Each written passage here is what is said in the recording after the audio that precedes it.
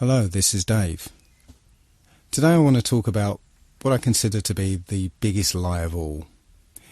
It's a subject I've been looking at for the last 6 months, and I've been pretty hesitant to talk about it because, it's a really controversial subject.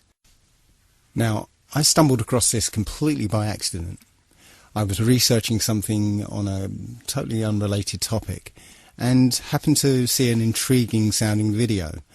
So I clicked on it, but the subject was so preposterous that I was just about to turn it off when it happened to say something that piqued my interest. So I watched the video completely to the end. And by the end of it, I had questions. I had some serious questions. So I'm going to ask you to be open-minded about this. This is very, very controversial and difficult to get your head round. So just bear with this and keep an open mind.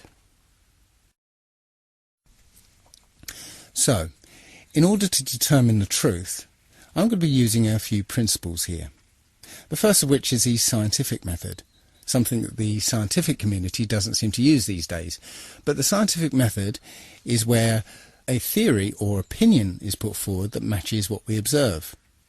But if something comes along that contradicts those observations, then the theory must be discarded. The second principle is Occam's razor. That's quite simply, the simplest explanation tends to be the truth. The third principle I'm going to be using is from Sherlock Holmes.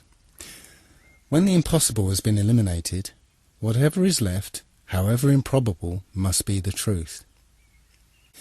I'm also going to have to accept a couple of things. The first of which is what I call the ant's perspective. If you imagine an ant walking across a runway and all of a sudden a jumbo jet lands next to it, the ant's probably going to say, "What the hell was that?" But there is no way that the ant can ever figure out what just happened to it. It's just beyond the ant's ability to comprehend. So we have to accept that there may be things that are way beyond the human mind's ability to comprehend. The other thing we have to accept is how easily our minds, once they've been programmed or given a world view, how easily those minds can be fooled.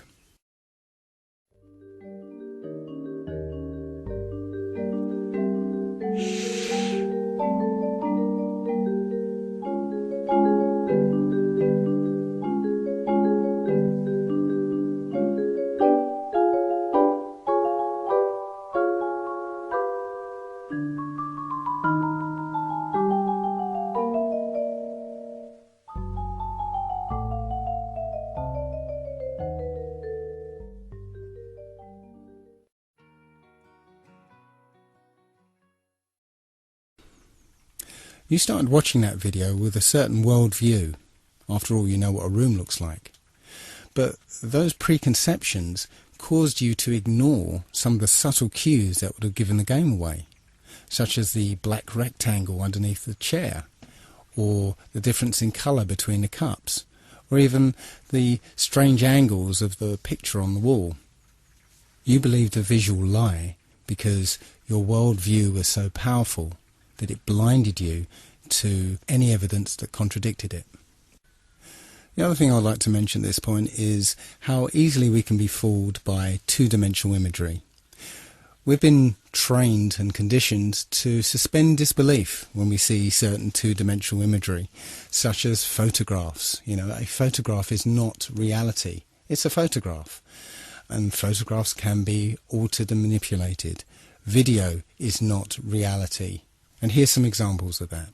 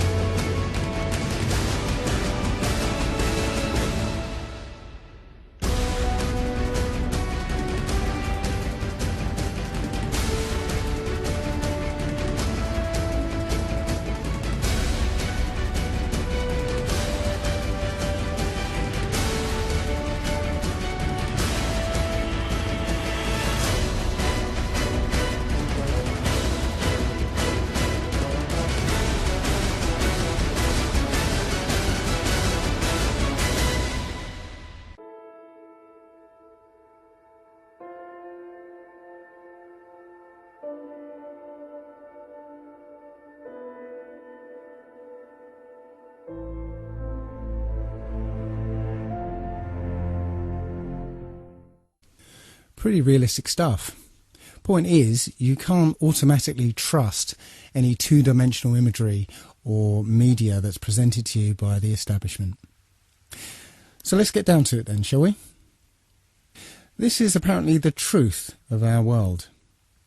We live on a spherical planet called Earth, spinning at 1,000 miles an hour on a 23.4 degree tilt. Now, I always thought it was 23.5 degrees, but as I researched into this, I found it was actually 23.4. That's 23.4 degrees away from vertical. Funnily enough, that leaves 66.6 degrees away from the horizontal. Interesting. So anyway, we're orbiting an ordinary star that is apparently 93 million miles away. The Sun itself is embedded in a galaxy of 100 billion stars, and that galaxy is one of trillions and trillions in an infinite and expanding void. And in the midst of that void, we are just an insignificant and unimportant microbe that arrived here by accident, that's crawling around on this speck of dust. Now, I know what you're thinking. Oh dear, he's turned into one of those flat earther people. But if you've ever discovered the truth behind all those things that have been labelled as conspiracy theories, you've been willing to set aside your preconceptions of the world to be able to accept a new and often terrifying version. This is no different, so please bear with me. The first thing that people will automatically say is, of course we live on a spherical Earth. We've got the photographic evidence, don't we? Well, strangely enough, when you try and search for a picture of Earth from space, you'll find surprisingly few of them. In fact, all of them, including this one, this is from NASA, it's called the Big Blue Marble. All of them are composites. NASA will freely admit to them being composite images or CGI or Photoshop. There's only one image that NASA will claim was shot from space, and it's this one. It's apparently shot from Apollo 17. But all of these images have problems. First of all, the scientist will tell you that because the Earth is spinning, centrifugal forces will force the equator to bulge out as it's spinning. So the Earth is more of an oblate spheroid. But, funny enough, all the images from space, supposedly, are perfect spheres. Also, one thing I noticed is that the colours of continents and the sea itself, they're very vivid. Now, when you look at anything at a distance, maybe if you look at some hills at the distance of 3 or 4 miles, you'll see that the colours are kind of washed out somewhat because of the atmosphere. If you see mountains further off in the distance, the dark colours are washed out even more because of the influence of the atmosphere. So how can it be that you get these very vivid, striking colours through miles of atmosphere? I can't explain it. The other strange thing about this supposed shot of Earth from space is that the continents actually appear to match the Mercator map rather than the Peters projection map. Now, if you don't know the difference, here's a little video to explain it. Should we begin? Yes. Plain and simple, we'd like President Bartlett to aggressively support legislation that would make it mandatory for every public school in America to teach geography using the Peters projection map instead of the traditional Mercator. Give me $200 and it's done. Really? No. Why are we changing maps? Because, CJ, the Mercator projection has fostered European imperialist attitudes for centuries and created an ethnic bias against the Third World. Really? The German cartographer, Mercator, originally designed this map in 1569 as a navigational tool for European sailors. The map enlarges areas at the poles to create straight lines of constant bearing or geographic direction. So it makes it easier to cross an ocean. But Yes. it distorts the relative size of nations and continents. Are you saying the map is wrong? Oh dear, yes. Look at Greenland. Okay. Now look at Africa. Okay. The two land masses appear to be roughly the same size. Yes. Would it blow your mind if I told you that Africa is in reality 14 times larger? Yes? Here we have Europe, drawn considerably larger than South America. When it's 6.9 million square miles, South America is almost double the size of Europe's 3.8 million. Alaska appears 3 times as large as Mexico, when Mexico is larger by 0.1 million square miles. Germany appears in the middle of the map when it's in the northernmost quarter of the Earth. Wait.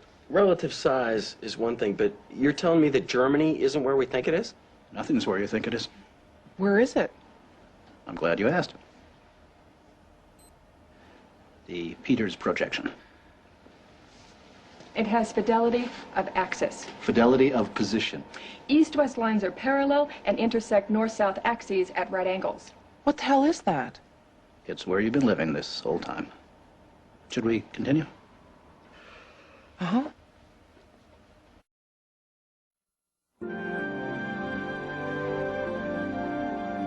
So, you're probably wondering what all of this has to do with social equality. No, I'm wondering where France really is.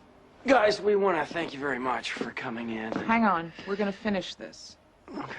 What do maps have to do with social equality, you ask? She asked. Salvatore Natoli of the National Council for Social Studies argues, in our society, we unconsciously equate size with importance and even power.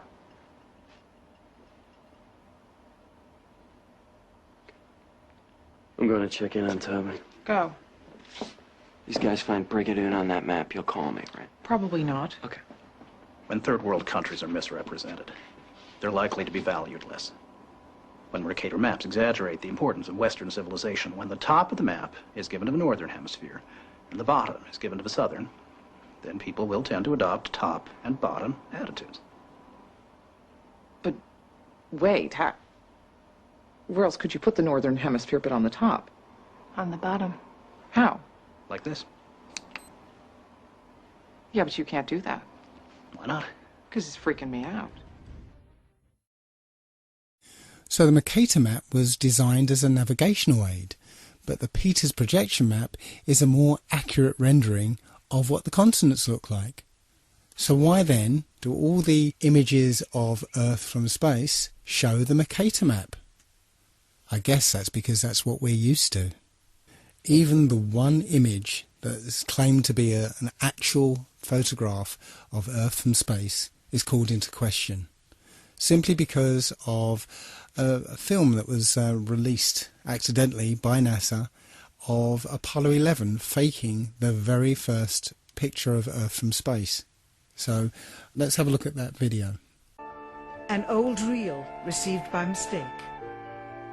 It contains the raw or unedited footage of the crew of Apollo 11, Michael Collins, Edwin Aldrin Jr. and Neil Armstrong, staging part of their mission for nearly an hour in living color, with exceptionally clear behind-the-scenes audio of conversations discussing the techniques used to achieve a disingenuous picture depicting the Earth at a distance, in order to falsely demonstrate their far journey from it and their ability to survive passing through the Van Allen radiation belts. It cannot be misconstrued that this staging was done for some other reason, for the reel itself is slated and dated July 18th, 19th and 20th, 1969, the very days of the mission when they were said to be approaching and achieving lunar orbit. Understand, too, that only about 20 seconds of this raw footage was ever broadcast to the public, and these conversations discussing their deception were believed to be private. Until now. Here they discuss that these television transmissions were in fact not broadcast live as everyone believed. They were first screened and edited for playback later. Roger, Neil. We just wanted a narrative such that we can, when we get the playback, we can sort of correlate what we're so much. Here they discuss the fact that they have turned out the lights and have blocked out sunlight from entering the spacecraft through the other windows, as to not cause any reflected light to fall onto the spacecraft's wall in the foreground. Okay, very good. Well, we shut out the sun coming in some of the other windows into the spacecraft, so it's looking through a the number one window, and there isn't any reflected light. The reason this was done is so that the truth of the matter would not be revealed. It is this. Though the federal government would have you believe that this is a view of Earth from a distance out of the spacecraft's window as it nears the moon, it is not. What they have ingeniously done is placed the camera at the back of the spacecraft and centered the lens on a circular window in the foreground, outside of which it is completely filled with the Earth in low orbit. The circumference of the window then appears to be the diameter of the Earth at a distance, with the darkened walls of the spacecraft appearing to be the blackness of space around it. That is why they wanted the interior dark and blocked out the sun from any other windows.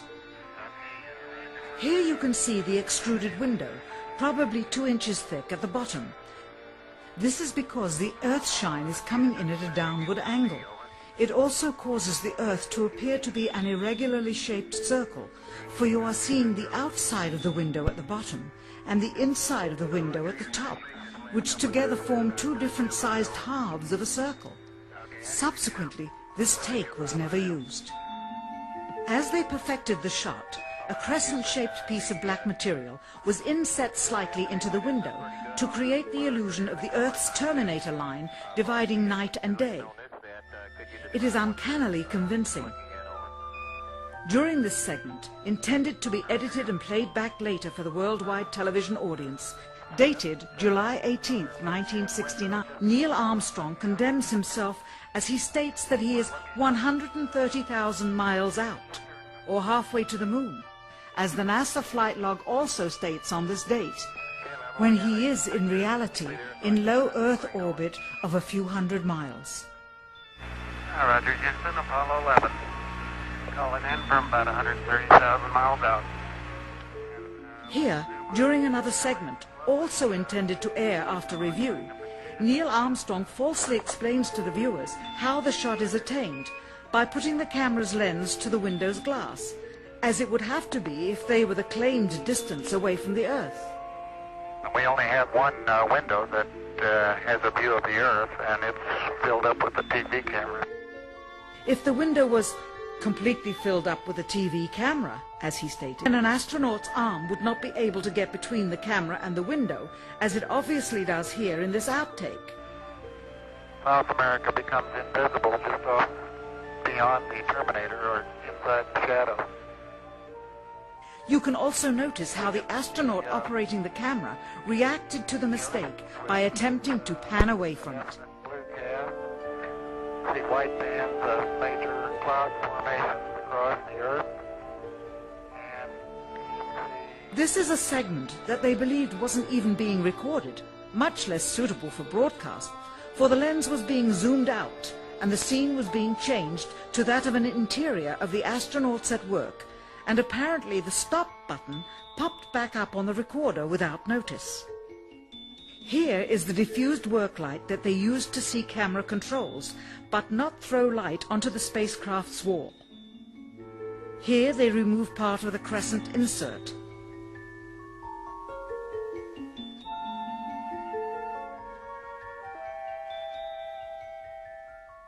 Finally, the iris is opened up to see the real location of the camera and the very bright and near Earth out the window.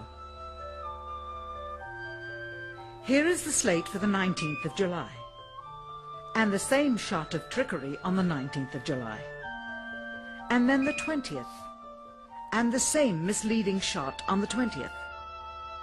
Later that evening, they were said to be walking on the moon. How can this be when they were in Earth orbit only 9 hours earlier, and the moon is some 3 days' journey? And you can see the full sequence on a documentary called A Funny Thing Happened on the Way to the Moon. That's one that I highly recommend you have a look at. But as for photographic evidence of a globe Earth,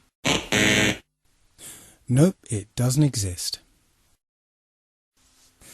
Now let's take a look at Earth's supposed curvature.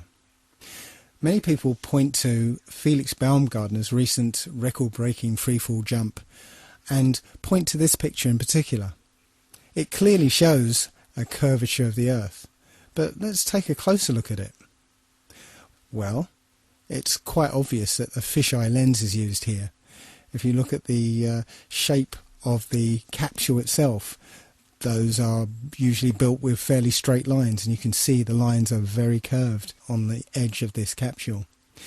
He took off from New Mexico, and the surface of the Earth looks like, well, it's one big large landmass, and that's New Mexico. I didn't realise that New Mexico took up so much of the Earth. It's clearly a fisheye lens. We know intuitively, if we stand on a beach with a panoramic view, that the sea is flat. It's flat at sea level, it's flat from the top of Mount Everest, it's flat from over 20 miles high. I got this image from another YouTuber. I can't remember the guy's name, but he's the one who goes, "Where is the curvature? Where? But it's a picture of the New York City skyline from over 40 miles away. He says it's 60 miles away, but I measured it on Google Earth, it's 40 miles away. The reason I added this one is because I used to live halfway between Bear Mountain and New York City, and from North Route 17 I was clearly able to see the New York City skyline from about 20 miles away. From 40 miles away, the New York City skyline should have been about 1,000 feet below the horizon. And that neatly leads me into the horizon problem. No matter where you are above the surface of the Earth, the horizon always rises to your eye level. Doesn't matter if you're standing on a beach, or up a hill, or in a plane at 35,000 feet. The horizon is always at eye level. Well, that would be impossible on a spherical Earth, because the Earth would curve away from you, and so it would always appear below you. As on this diagram, the expected horizon would be below you, but that's not what we see. When you look out of a plane window, you always see the horizon at eye level. And it doesn't matter how big you make the Earth below the plane, the horizon would always appear below you. In 240 BC, a Jesuit named Eratosthenes, my apologies to any ancient Greeks among you, he calculated the Earth's circumference. He did that by planting a stick in the ground at midday so that the sunlight, being directly overhead, would cast no shadow. Simultaneously, about 400 miles away, somebody else planted the stick in the same way and found that the sunlight cast a shadow. So by taking a shadow length and knowing the distance between the sticks, you could theoretically work out the circumference of the Earth. Take note that this method requires that the sun be a long way away so that the light coming from the sun is all parallel. Just keep that in the back of your mind, because we'll come back to this later. However, it turns out that you'd get exactly the same results on a flat Earth if the sun were only 3,100 miles away and 34 miles across. Now, as crazy as that might sound, I just want you to keep that in the back of your mind, because we're going to come back to this as well. Perhaps the most famous experiment to disprove the idea of a curvature was performed by Samuel Rowbotham in the late 1800s. The Old Bedford Levels experiment was performed on a canal in Cambridgeshire, which is perfectly straight for 6 miles. What Rowbotham did was put a telescope 6 inches above the water at one end of the canal and had a friend row a boat to the other. The boat had a flag on it, and Rowbotham was able to see the boat and the flag along the entire length of the journey. Now, if the Earth were curved, the boat should have been 16 feet below the horizon at the other end of the canal. Plenty of other such proofs exist concerning landmarks that can be seen much further away than the curvature of the Earth would allow. The most notable would be the Notre Dame Antwerp spire, which stands about 403 feet high and 468 feet above sea level. But sea captains are able to see the spire with a telescope from an amazing 241 kilometres away. If the Earth were a globe, then the spire would be actually a whole mile below the horizon. The Earth has a curvature? I don't think so. So let's take a look now at the idea that the Earth is spinning. Our common sense intuition tells us that the Earth is motionless. We have senses that detect changes in velocity. Why is it then, if you've, say, always lived in England, where the velocity of the Earth there is something around, I think it's 700 miles an hour, and you get on a plane and fly down to the equator, where it's actually spinning at over 1,000 miles an hour, why is it that you don't feel dizzy and notice the change in velocity? Well, we'll ignore that. There are many theories that supposedly show that the Earth is spinning. But I want to concentrate on one such theory, which is that the motion of the stars prove that the Earth is spinning. This theory proposes that the stars are static, fixed and unchanging, and it's the Earth that's spinning around at 1,000 miles an hour, and that the axis of spin is pointing at a particular star called Polaris, the pole star. So, from an observer on the Earth, it appears that the stars are spinning around the star Polaris. Now, Polaris is something like 2 quadrillion miles away, and as far as we know, the polar axis has always pointed at Polaris. So the first obvious question is, if the Earth is wobbling on its axis and moving around the Sun and also being dragged along with the rest of the solar system, how can it remain perfectly aligned with a star that's 2 quadrillion miles away? Well, we'll put that aside for the moment and just concentrate on the motion of the stars. If you were to set up a camera pointing at Polaris in the night sky and leave it on a long exposure, you'd get a pattern of star trails around Polaris, supposedly reflecting the 1,000 mile an hour spin of the Earth. But wait a minute, isn't the Earth orbiting the Sun at 67,000 miles an hour? And come to think of it, isn't the Sun moving through the galaxy at 600,000 miles an hour? Then why is it the only motion we see is the slowest one, when the orbit around the Sun is 67 times faster than the supposed spin of the Earth, and the motion of the Sun, dragging the solar system behind it, is 600 times faster than the spinning of the Earth? Something doesn't add up. The point is, you wouldn't see these perfectly circular star trails. If you took into account all the other relative motions, you just wouldn't see these perfect circles. Where's the motion? Where? The simplest answer is the Earth isn't spinning or orbiting or being dragged. The Earth is fixed, and it's the stars that are moving.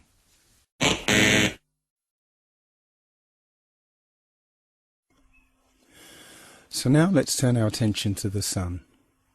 What do you think is wrong with this picture? Any idea?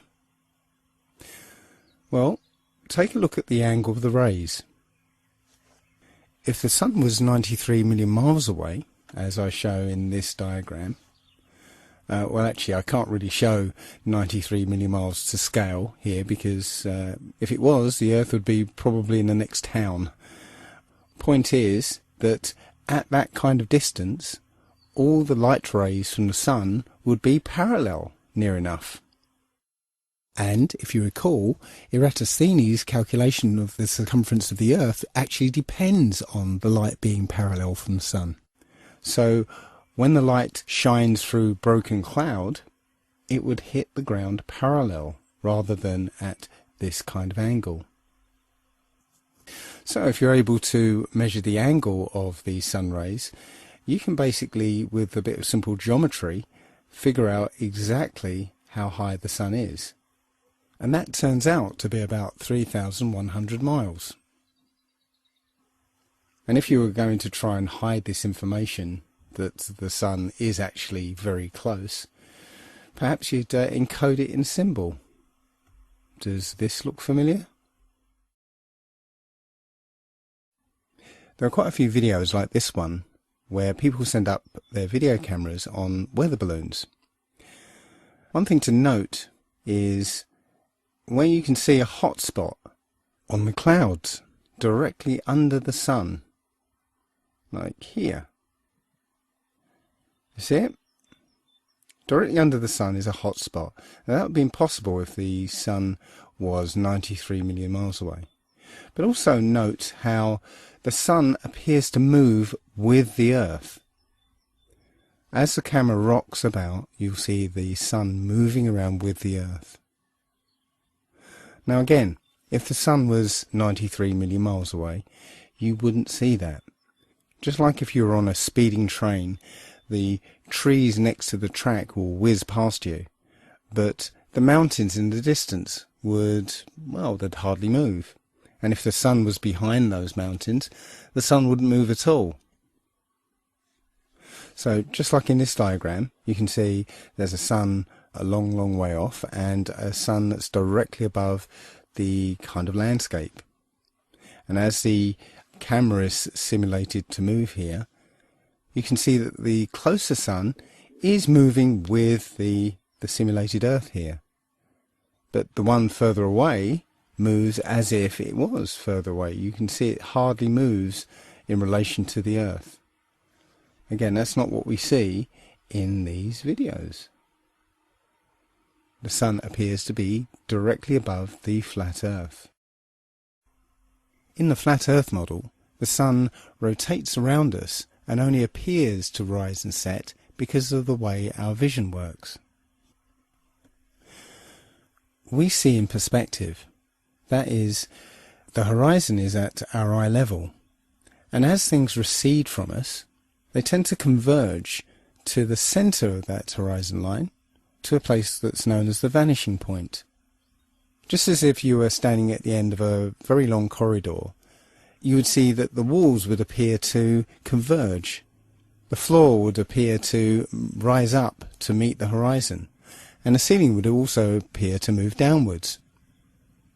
Of course, the walls and the ceiling are all parallel to each other, so they don't actually move anywhere, but it would just appear that way. And anything that lies beyond the vanishing point is effectively invisible to us. It's beyond the limit of our vision.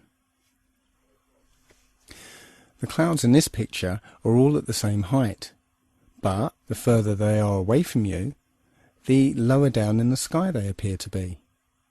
And similarly, the further away the cloud shadows are on the ground, the higher up they appear to be. Now, try and watch the following video without the preconception that the sun rises and sets, but rather moves closer to you and then moves further away.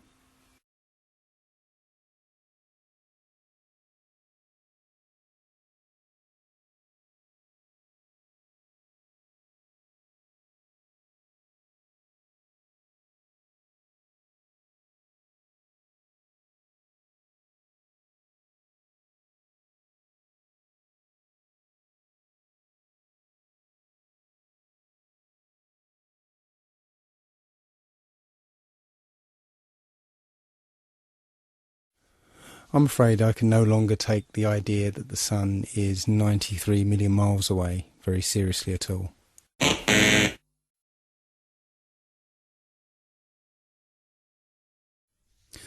So now let's turn our attention to the moon. Many of us have seen the moon appear full at various times throughout the day, as in this picture. But how can that happen? If you're standing at point C, then it's the middle of the night. Full moon, no problem. And if you're standing at point A, it's early in the morning. Certainly if you stare back at the moon in the night sky, then yes, you can see a full moon. But if you're standing at point B, which is midday, that is, the sun is directly overhead, then there isn't anywhere that the moon can be that will allow you to see it as full, because the sun will be illuminating the side of the moon that is facing away from you. So the best you'll be able to see is a sliver of the moon. Think about it next time you see the full moon during the day. Every month the moon goes through 8 distinct phases. Always the same 8, always the same order. supposedly because of a relationship between the position of the moon relative to the position of the Earth and the Sun. So let's say it's December, and throughout the month we see the normal 8 phases of the moon. But what happens when it's June and the Earth is supposedly on the other side of the Sun? Shouldn't these phases be reversed? That's not what we see. We see the same 8 phases in the same order. We are told that the moon is also spherical, but when we look at the moon, it seems to be lit uniformly over its entire surface. But if it was a sphere reflecting the sun, then that curved surface would display a highlight, and then that light would drop off as it went round the surface. But that's not what we see. The entire moon is lit uniformly. The quality of the light from the moon is completely different from the sun's light. The sun's light is hot, and it's shifted towards the yellow part of the spectrum, whereas the light from the moon is cold and more silvery. Heat is essentially infrared light. So in order for the moon to absorb the heat from the sun and not reflect it, it would have to be a deep green colour to absorb the infrared. So unless the moon is made out of green cheese, it is not reflecting the sun's light. It appears that the moon is not a sphere and it's not reflecting the sun. It is self-luminous. Also, we should be able to see a slightly different view of the moon depending on where on the globe Earth we happen to be. But this is not what we see. It doesn't matter where we are on Earth, we always seem to see the same view of the moon. Now, my friend Nolan pointed out that this is obviously a very exaggerated picture. The moon is supposedly 30 Earth diameters away from the Earth itself. But even so, that difference in position should give you a slight difference from point A to point B.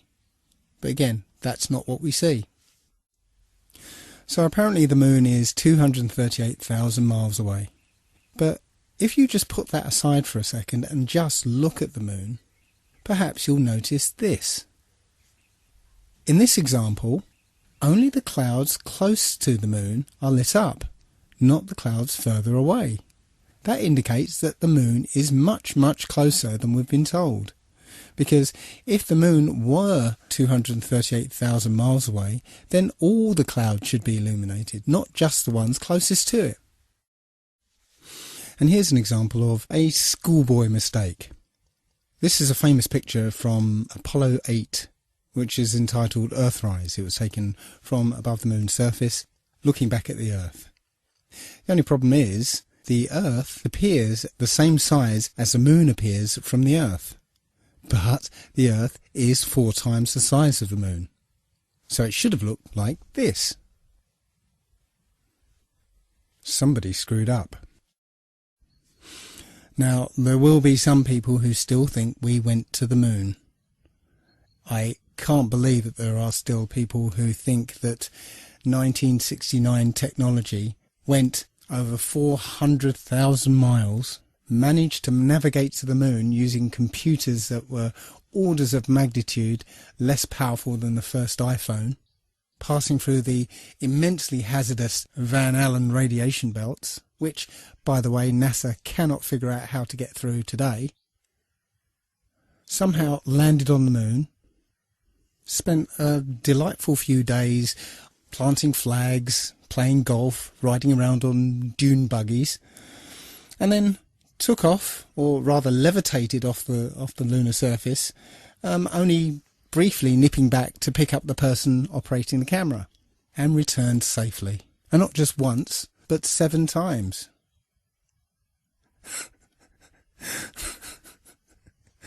It's a fantasy. The whole thing is a fantasy. Everything you saw supposedly on the moon was in a soundstage using Stanley Kubrick's perfected front projection technology. And I'm not going to spend much time. There's plenty of evidence to show that it was completely faked.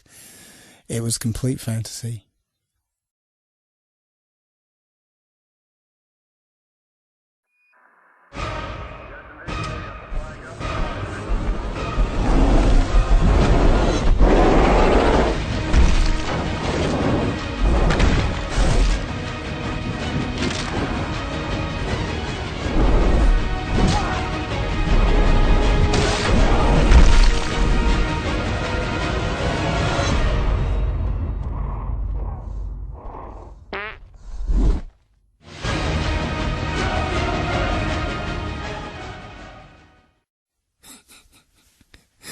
Sorry, couldn't resist it.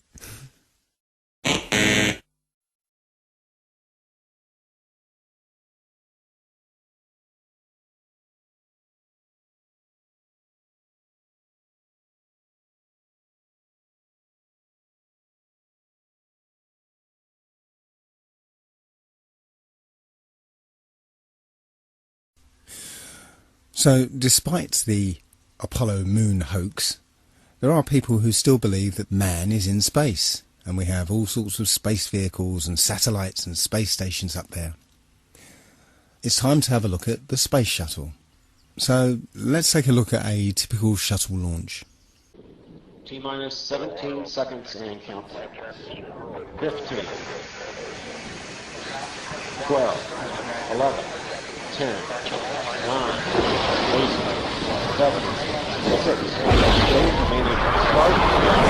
start, 2, 1, booster ignition, and liftoff of the Space Shuttle Discovery, returning to the space station, paving the way for future missions beyond.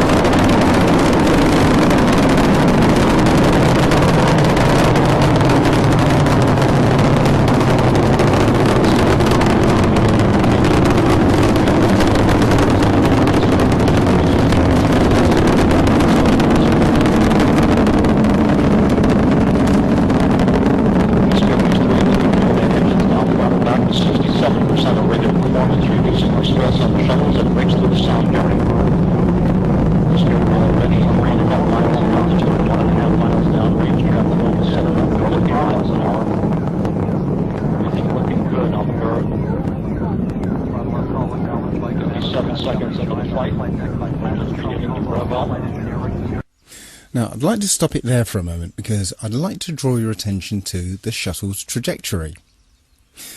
Now, as a kid, I often wondered why it was that all rockets and space shuttle launches, they never ever went straight up. They always curved off to one side.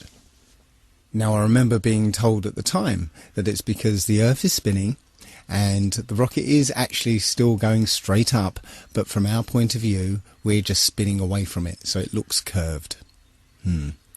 Well, you can't have it both ways. If that's the case, then when we jump into the air, we should land about a kilometre to the west. So you can't have it both ways. The quickest way into orbit would be straight up. Going horizontal would be the long way round. Let's continue. Standing by for the throttle up call from Capcom speed threat. Okay, at this point, the shuttle is horizontal. That is, it's not getting any higher, it's simply travelling horizontally along the ground. And as you'll see in a few seconds, when the booster rockets separate, they still fall to the ground under the influence of so-called gravity. Discovery, you can go and throttle up. Go and throttle up. Throttle up. Throttle up, throttle down, like Commander Steve Lindsay. Expected date hit to clear shortly. Copy. Solid rocket booster separation confirmed. Guidance now converging. Discovery's onboard computers commanding the main engine nozzles to swivel, aiming the shuttle for its precise target in space for main engine cutoff. Should have a good forward link now and then. Okay, you sound good.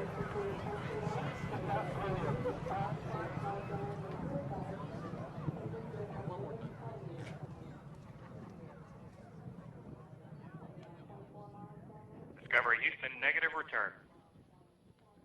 Copy, a negative return. So ground-based video ends there. Not because the shuttle's too high, but because it's too far away downrange. As I said, it's travelling horizontally at this point. So what's missing is what they call MECO, main engine cutoff. That means the shuttle no longer has any power behind it whatsoever. But after MECO is the external tank separation. As you can see from this diagram, when the tank separates, it falls back to Earth. So what's stopping the space shuttle following the same exact trajectory? Between main engine cutoff and this ohms burn, the space shuttle should follow the exact same trajectory as the external tank. But it magically does not, and conveniently there's no video cameras to show exactly what happens.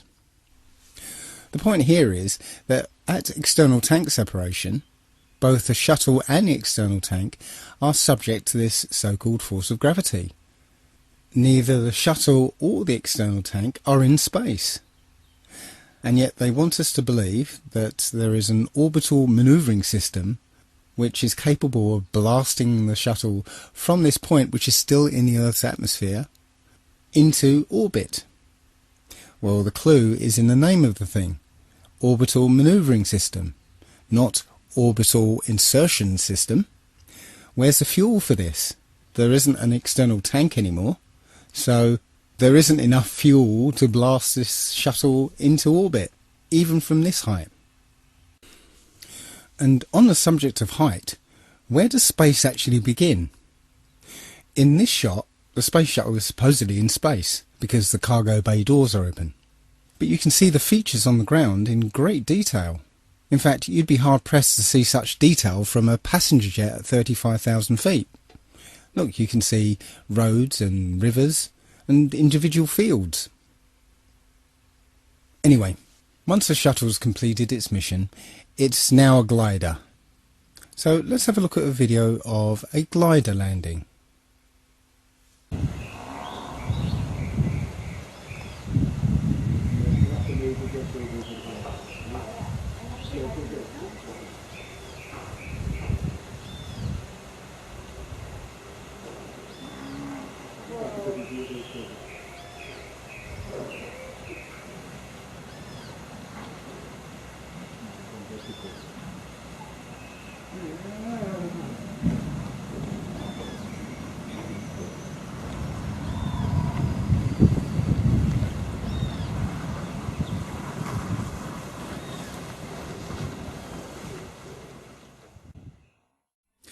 Now let's take a look at NASA's glider landing, and pay particular attention to the sound of non-existent jet engines powering down after landing. Unlocked.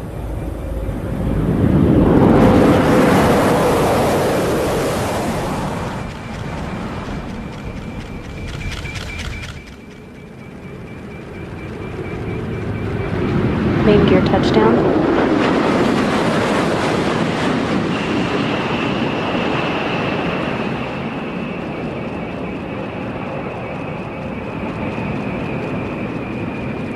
Nose gear touchdown. Deploying of the drag chute delayed to assess the conditions of the crosswinds on the orbiter as it rolls out on the runway 15 at the Kennedy Space Center, wrapping up a nearly 5.3 million mile mission. Endeavour returning the first educator mission specialist Barbara Morgan to Earth to begin the next step in her journey to inspire future generations to explore, learn, and build a better future.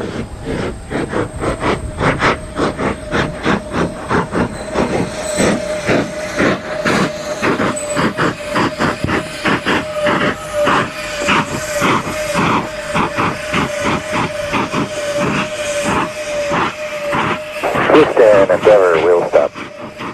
Roger, wheel stop, Endeavour. Congratulations.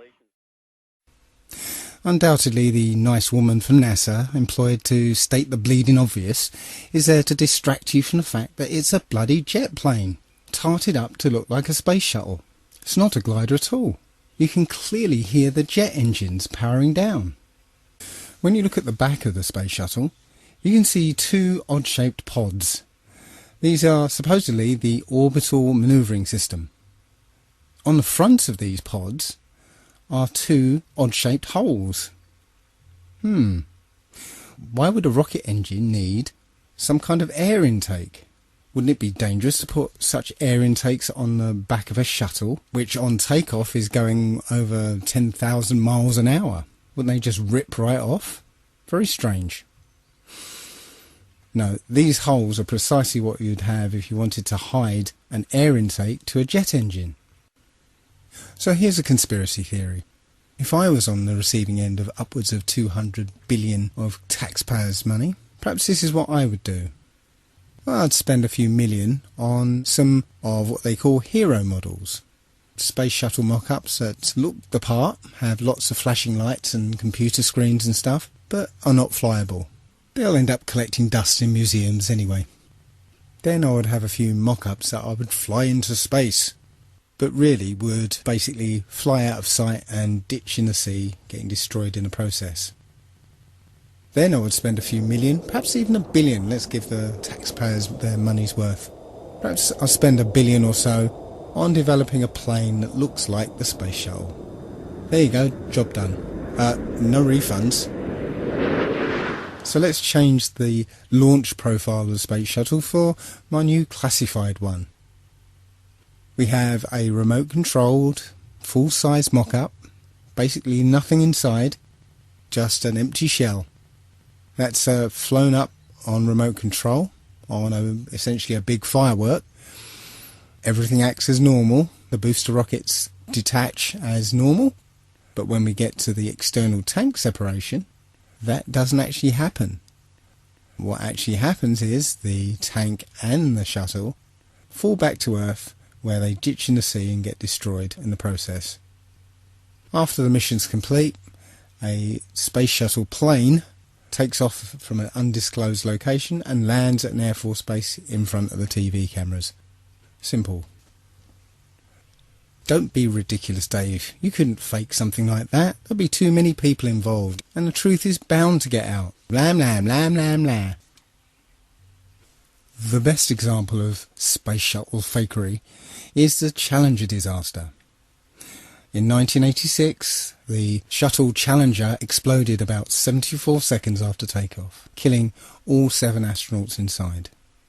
Or did it?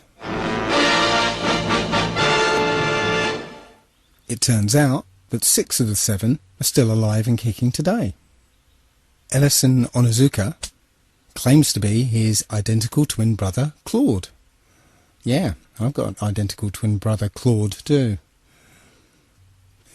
The Challenger pilot, Mickey Smith, hasn't even bothered changing his name. He's now Professor Michael J. Smith of University of Wisconsin. Now, Krista McAuliffe was a bit of a sneaky one. She was the Challenger payload specialist, quite famous for being a teacher. It turns out during her astronaut days she was using her middle name, Krista, and now she goes by her first name, Sharon, and she's a Syracuse law professor. The Challenger commander, Francis Richard Scobie, is now Dick Scobie, which sounds like a rather unpleasant disease, CEO of Cows in Trees Limited. Judith Resnick, the Challenger mission specialist, again hasn't even bothered changing her name. She's a professor at Yale Law. And finally, Ronald McNair, another Challenger mission specialist, claims to be his identical twin brother, Carl McNair. What are the odds? And now we come to the imaginings of this man here. Arthur C. Clarke, Freemason and science fiction writer, came up with the concept of the telecommunications satellite. And several years later, we have thousands of telecommunications satellites supposedly spinning around the planet. Again though, strangely enough, if you try and look for images of communication satellites, despite the fact that there are thousands of these things up there, you don't actually find a photograph of them. Just lots and lots of CGI photoshopped images. The problem is that satellites inhabit a region of the upper atmosphere known as the thermosphere. It gets its name because the temperatures up there reach something in the order of 2,500 degrees centigrade.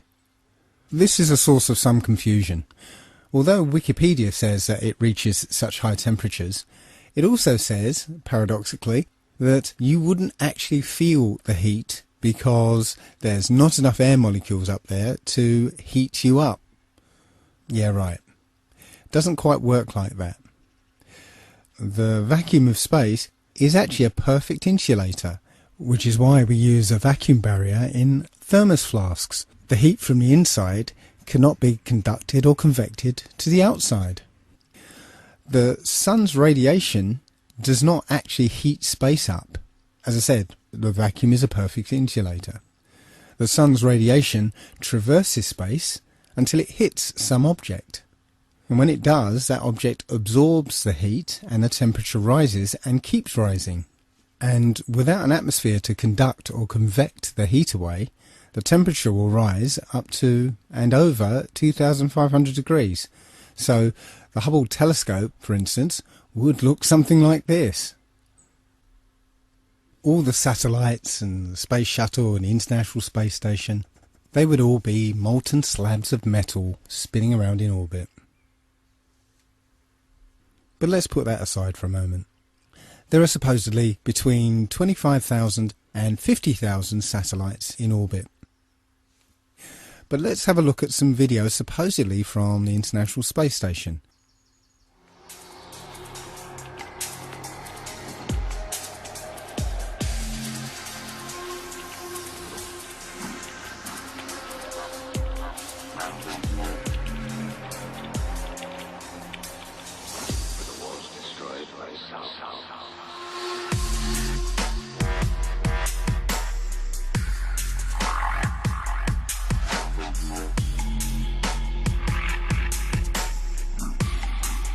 Can you see any one of these 26,000 to 50,000 satellites?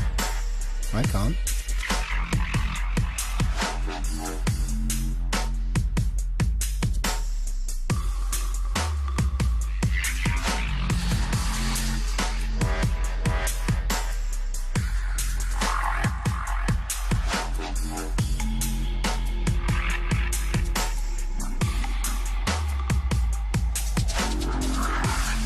Commands a substantial view over the Earth's surface, and yet you don't see a single satellite. Now, I do accept that you can look up into the night sky and see what we're told are satellites. I've done it myself. I've seen bright lights moving across the sky, but I have no idea what those things are. In this video, you can see several large bright objects. However, none of them appear on any satellite tracking applications. When you look up at a jet airliner flying at 35,000 feet, you can only see it as a small dot. So how is it if something the size of a jumbo jet is rendered as a small dot at about 5 to 7 miles up, that you can see a satellite which is the size of between a car and a school bus at 100 miles away? You just wouldn't see it. At about this point, somebody's bound to say, what about the global positioning system? How would that work without satellites? Well, as it happens, the technology has actually been around since World War II.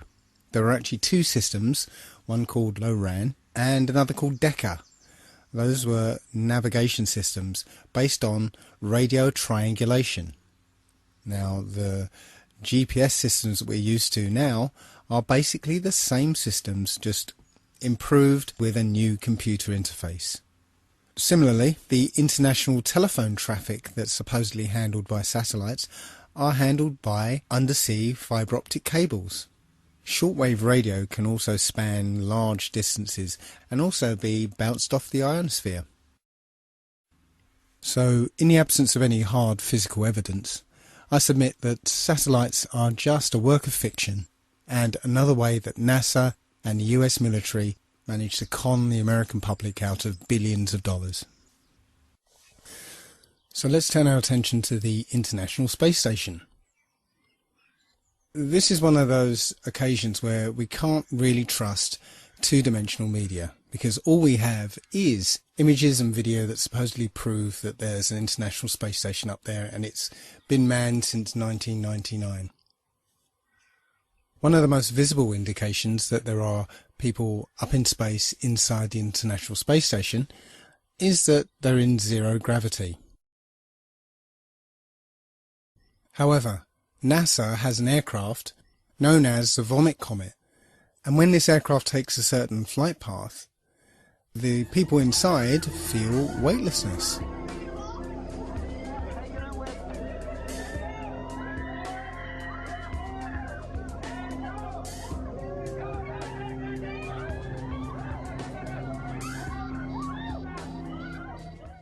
So it's almost certain that NASA has an aircraft fitted out to look like the International Space Station's interior.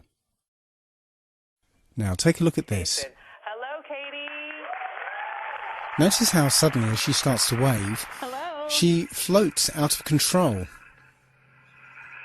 This is so cool, isn't it? Hey, Katie, I want welcome to ask aboard you a the space question. This station. is Leah.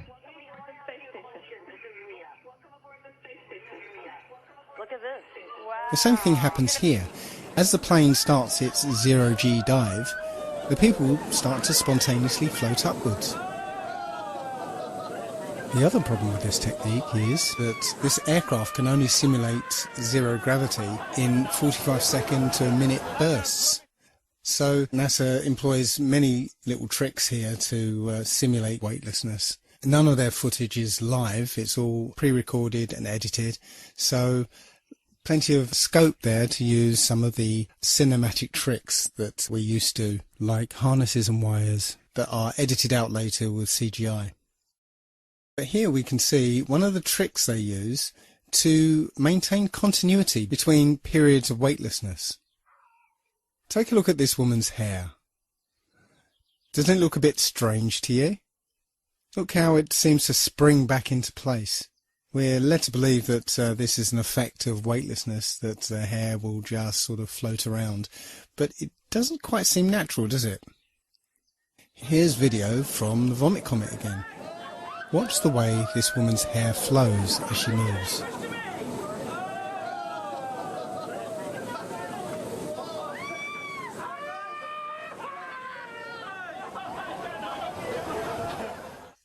Seems quite obvious now that this is some kind of perm or hairspray, so that between periods of weightlessness we get that visual continuity.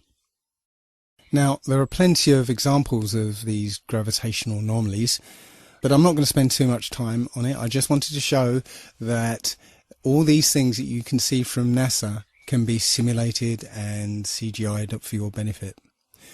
They don't seem to do any real scientific experiments up there. The effort seems to be just to get you to believe that they're there. That's it.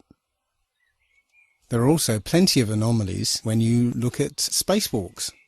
For footage of spacewalks on the exterior of the International Space Station, NASA will freely admit they have a huge swimming pool called the Neutral Buoyancy Lab, where they train their astronauts. And within this huge swimming pool, they have a mock-up of the exterior of the International Space Station. I'm going to show you a video from a YouTuber called Jungle Surfer, who's done the best expose of spacewalking anomalies. Another aspect of the illusion of space travel is spacewalks. These are faked inside a swimming pool. It's a custom-built swimming pool, and that's a great way to fake zero gravity. About 6 months ago, in 2013, a gallon of water leaked into one of their spacesuits in a matter of seconds. NASA doesn't really have a proper explanation for how on earth this could have happened. There shouldn't be water leaking into someone's helmet and a person almost drowning in space. How can you drown in space? They now wear snorkels to make sure that they don't drown in space. How can this be happening? A snorkel in space? There could be some water in the porous plate sublimator. When they were on the moon, they supposedly had about a gallon of water, but that cooling system is supposed to be well away from their head. There really is no sane explanation for why a gallon of water would leak into someone's spacesuit, unless you realize the whole thing is faked inside a swimming pool. In this scene, you can see the Chinese spacewalk, and you can see a bubble coming up from the guy's suit. How do you have a bubble in space? Space is supposed to be a vacuum, not a swimming pool. But it's obviously just a swimming pool filled with water. Obviously, there would be some equipment that they could only fix from the outside, but a lot of these spacewalks It seems like equipment they easily could have configured to be accessible from the inside of the International Space Station. It seems more like an excuse to get out and show their other space trick, which is the faking of spacewalks in a swimming pool. In this vid, you catch a glimpse of someone wearing a scuba tank. Scuba tanks in space? Snorkels and scuba tanks in space? They act like a spacewalk is just a walk in the park, like there's very little danger involved at all. They're looking through the spacesuits. Oh, here's a spacesuit. We're going to go for a spacewalk. As if there's no danger at all. Like they don't care. They don't care. They don't act like they're in a life-threatening situation, like they could die at any second, even though they can. So you would think to preserve their life they would want to minimize the amount of spacewalking that they did. But there seems to be an abundance of equipment on the outside of the International Space Station that constantly requires repairing, which makes for a good TV spectacle and is inspired by movies like Sandra Bullock's Gravity. And after Gravity came out, they of course had to do another spacewalk to fix some emergency, some piece of equipment that their lives depend on that amazingly they can fix every time. But you know what? Thanks to the genius of the engineers at NASA, they employ snorkels in space now, so that should stop them from drowning. Finally, I'm going to leave the last word to one of the astronauts themselves, when he made a tiny little slip-up during a question and answer session. Take note of his body language after he makes his mistake. Hello, my name is Bailey. This question is for Chris. What was high school like for you?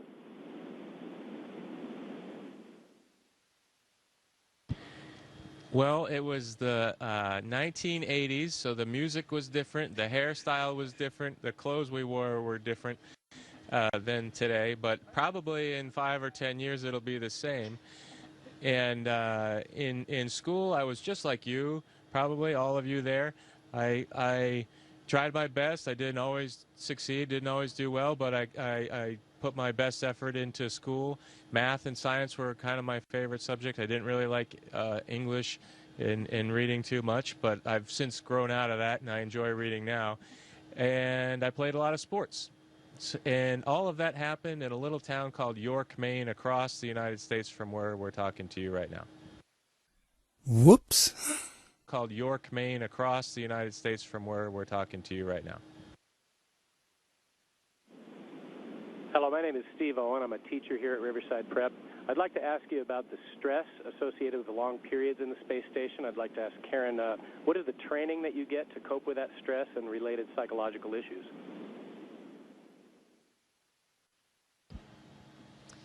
Well, for psychological issues, actually, when we are selected as astronauts, we go through quite a vigorous psychological screening process.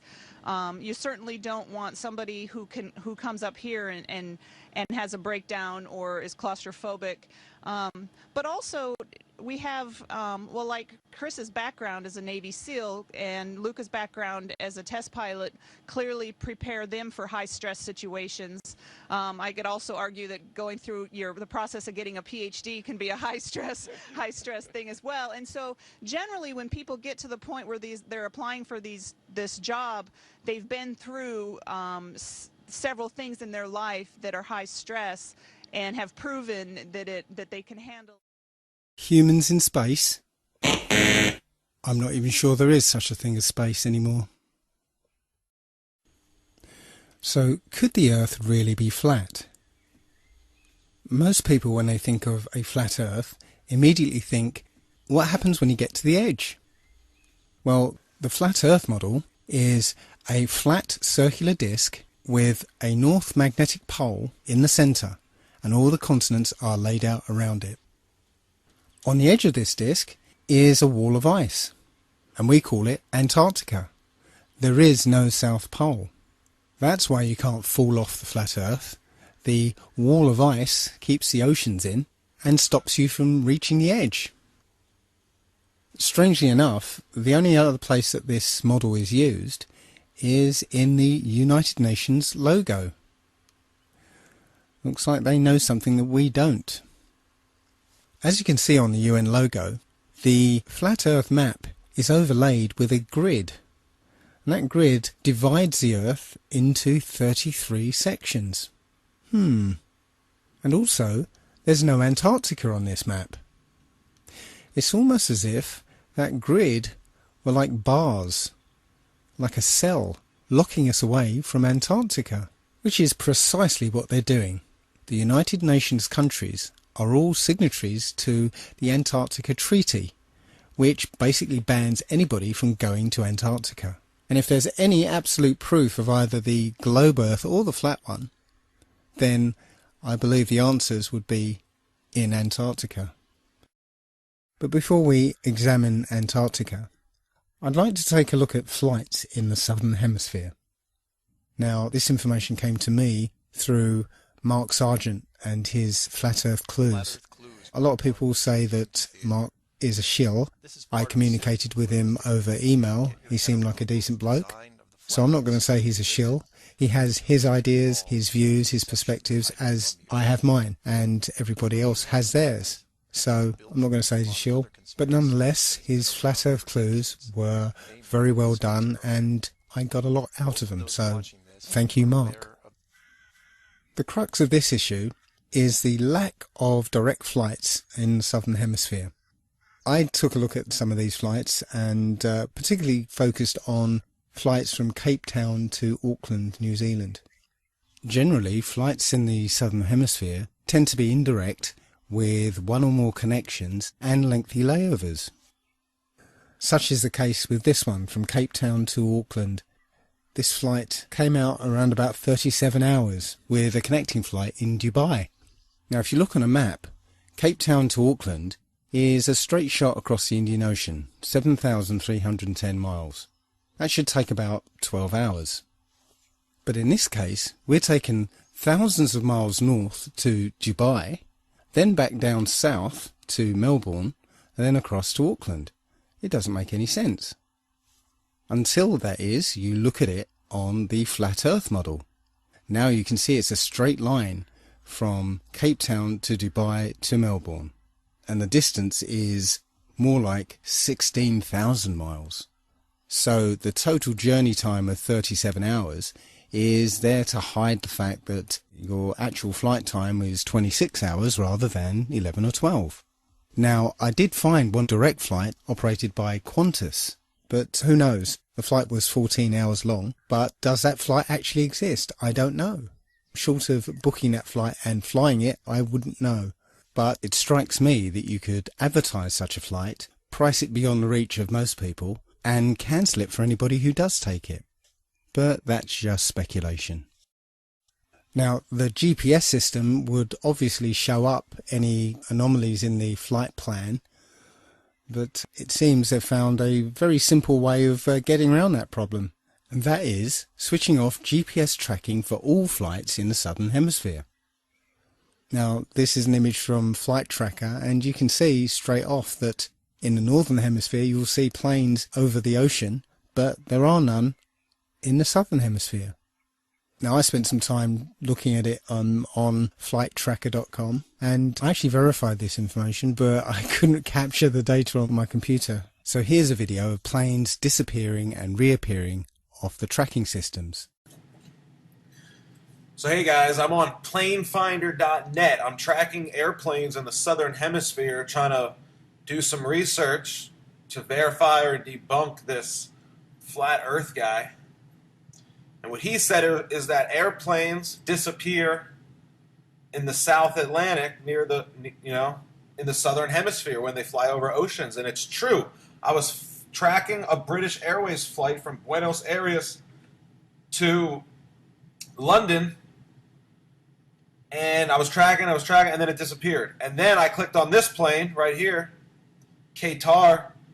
See how the flight path, like when you click on the plane, the flight path appears or disappears, right? So I clicked on this plane looking for my British Airways flight, and I found this flight, and look, see how the flight path just starts in the middle of nowhere right here? His flight path starts in the middle of nowhere. That's because what they do with flights in the southern hemisphere is they disappear them. They turn off the GPS over the ocean, and then they reappear the flights about an hour before landing. And that's exactly what the flat earth guys said they do. And that's exactly what they're doing. This guy's going to Rome, okay? So this is a pretty good flight to track because he's going all the way to Europe. So I just clicked on this flight, same thing. This guy, we should have saw him before when we were tracking the other plane and when we were tracking this plane that's heading to Rome. But this guy, when we were tracking the plane headed to Rome, he wasn't even on the map. He's coming from Abu Dhabi. It's in the Middle East. He's been in the air for what, 12, 13, 14, 15 hours? He's been in the air for 7,000 miles, and we're just picking him up right here. We're just picking him up in the middle of nowhere. Look. They disappeared the flight over the entire ocean, and they're reappearing it for landing about an hour before landing. Think about it. He's got 500 miles to go. It's about an hour before landing, just like the flat earth guy said. I mean, take a look at what this guy's flight path should look like on a flat earth model. This stuff's crazy. You have to look into this for yourselves. Don't pretend like you know everything, because you only know what you've been taught, and we know that the stuff we've been taught was a bunch of bullshit. So we need to question everything.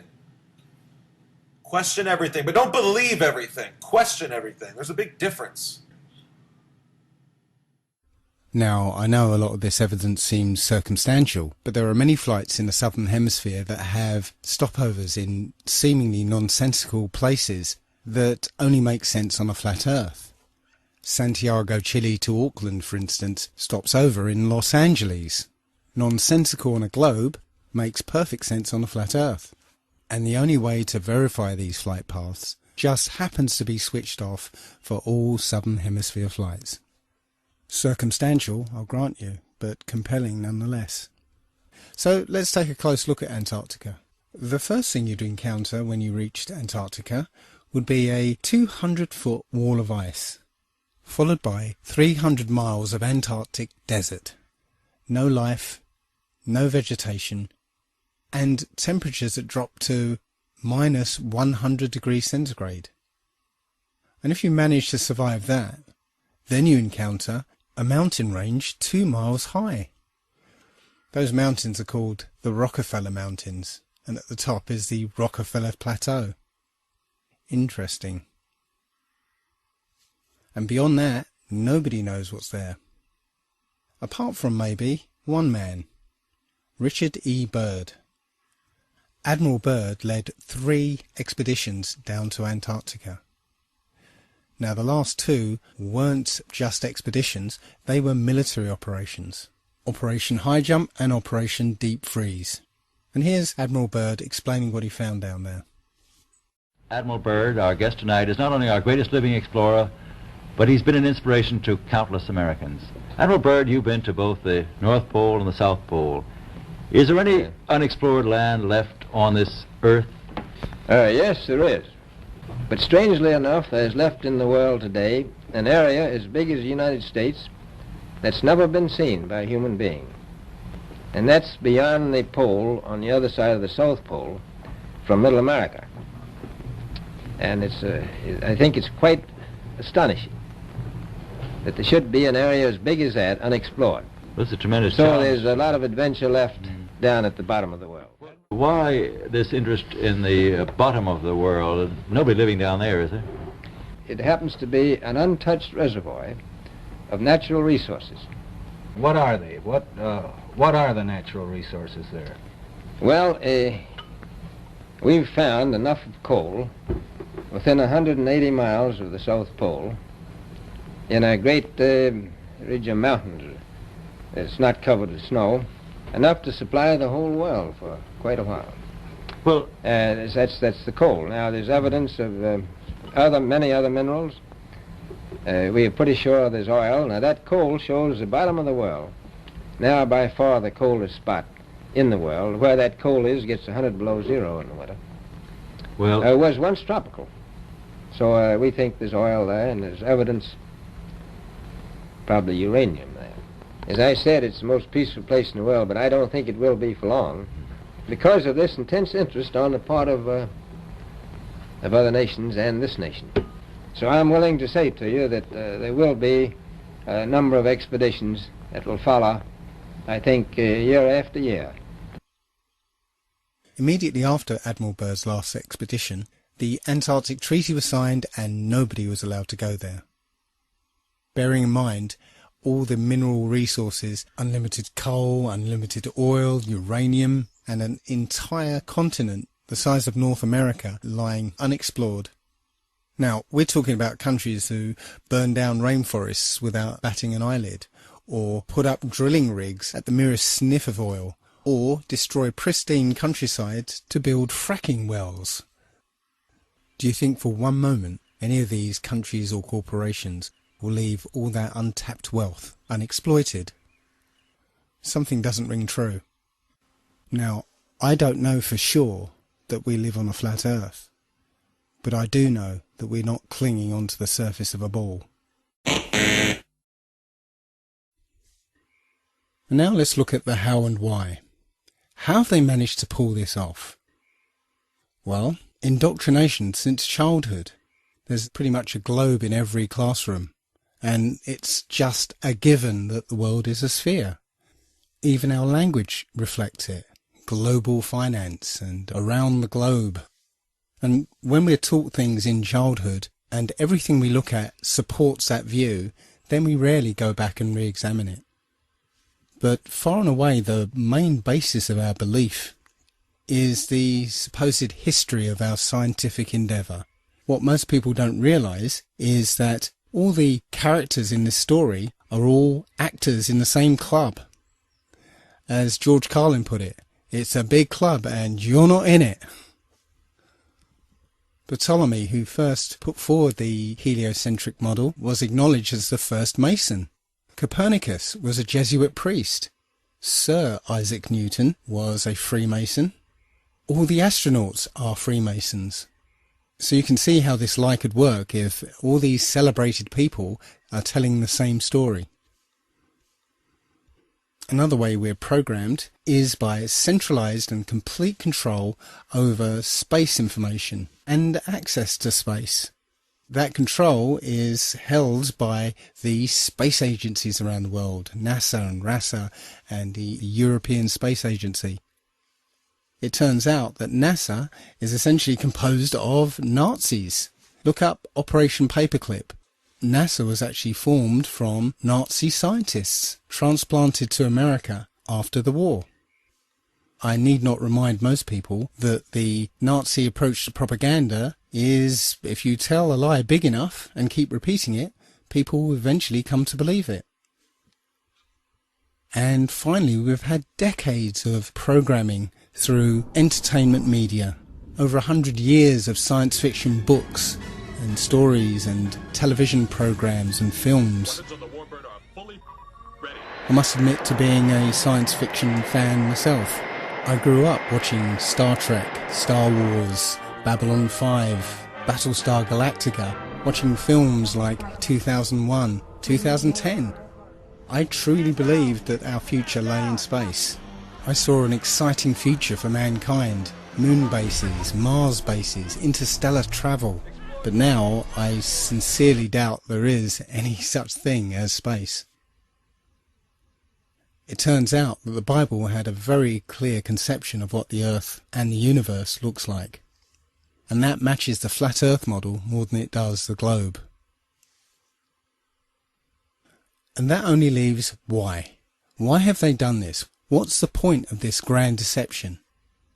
I think Eric Dubay explains it best. Right. Yeah, I mean, our eyes and experience tell us the Earth is flat and motionless, and everything in the sky revolves around us. But when we cease to believe our own eyes and experience, we have to prostrate ourselves at the feet of these very pseudoscientists who are blinding us, treat them as experts, astronomical priests who have special knowledge only they can access, like the Hubble telescope. So by brainwashing us of something so gigantic and fundamental, it actually makes every other kind of lesser indoctrination a piece of cake. Earth being the flat, fixed center of the universe around which everything in the heavens revolves gives a special importance and significance not only to Earth, but to us humans, the most intelligent among the intelligent designers' designs. By turning Earth into a spinning ball thrown around the sun and shot through infinite space from a godless Big Bang, they turn humanity into a random, meaningless, purposeless accident of a blind, dumb universe. So it's like trauma-based mind control, beating the divinity out of us with their mental manipulations. People are always asking, why do they do this? Other than the obvious profit margin motive, NASA being the biggest black budget black hole in existence, sucking in over $30 billion taxpayer money for the fake moon landings alone. Nowadays, hundreds of billions of dollars, and not just NASA, but RASA and all the other fake space organizations around the world giving CGI images for hundreds of billions of dollars. So this modern atheist Big Bang heliocentric globe Earth chance evolution paradigm spiritually controls humanity by removing God or any sort of intelligent design and replaces purposeful divine creation with haphazard random cosmic coincidence. And so by removing Earth from the motionless center of the universe, these Masons have moved us physically and metaphysically from a place of supreme importance to one of complete nihilistic indifference. If the Earth is the center of the universe, then the ideas of God, creation, and a purpose for human existence are resplendent. But if the Earth is just one of billions of planets revolving around billions of stars and billions of galaxies, then the ideas of God, creation, and a specific purpose for Earth and human existence become highly implausible. So by surreptitiously indoctrinating us into their scientific materialist sun worship, not only do we lose faith in anything beyond the material, we gain absolute faith in materiality, superficiality, status, selfishness, hedonism, and consumerism. If there's no God and everyone's just an accident, then all that really matters is me, me, me. So they've turned Madonna and the Mother of God into the material girl living in a material world. Their rich, powerful corporations with their slick sun cult logos sell us idols to worship, slowly taking over the world while we tacitly believe their science, vote for their politicians, buy their products, listen to their music, watch their movies, all sacrificing our souls at the altar of materialism. It's a big deception. I'd say it's the biggest cover-up and conspiracy in history. We've been completely deluded for 500 years. So there you have it. There are a great many other points I could have raised, and I've barely scratched the surface. But if any of these points are true, then we have to abandon the model we've accepted thus far. Now, I don't know for sure that the Earth is flat, but I've seen enough evidence to make me strongly feel that that is the case. And moreover, my spidey sense, my intuition, tells me that this is true. I don't know what's beyond Antarctica. It could be a dome. It could be an infinite flat plane. It could even be just more Earth. More Earth than we realise, just as Admiral Byrd found. There are many who think that ultimately this is unimportant and just a distraction. But I see this as one of the most important revelations we could ever have. If this is the case, if this flat Earth is our universe, then it elevates man and this Earth to supreme importance, where every life, human or otherwise, is significant and sacred. And when we all realise that, then the world, the universe, changes. So I'd like to finish this the same way as Mark Sargent does. Do your own research and feel free to contact me. I'm Dave at allegedlydave.com.